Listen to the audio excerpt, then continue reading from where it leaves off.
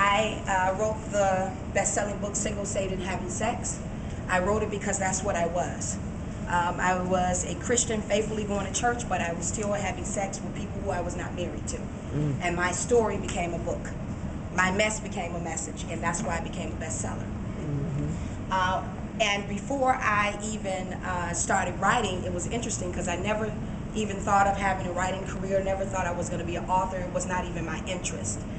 Ministry was not even my interest. I told God, you can take this job and shove it. I don't want to do ministry at all. Like church, no way.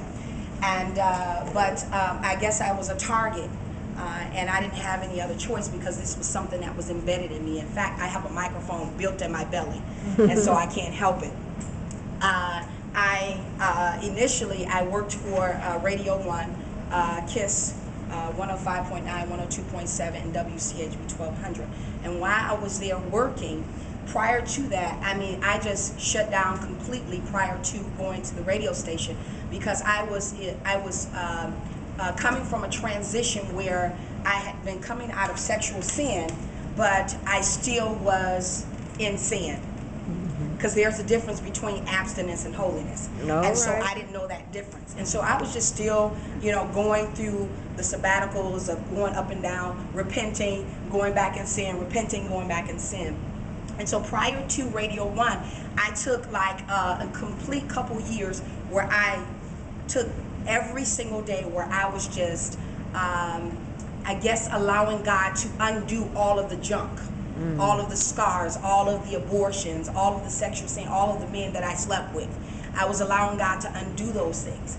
And so, I mean, I would get up every single day, and my days would start where I was in my word for several hours. God would wake me up at 2 o'clock in the morning, and I would just be writing, journaling. And I had no idea that I was writing the book.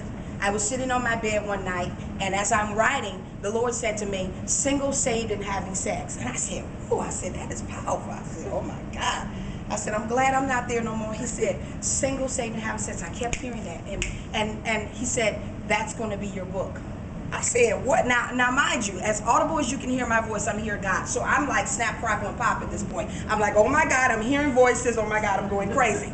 And so as God is telling me this, I said, I can't write a book. I've never went to school. I barely got out of high school. I went to Cooley, so that's a 3rd grade education. I was like, God, I can't do this. I'm taking that off the tape. Sorry.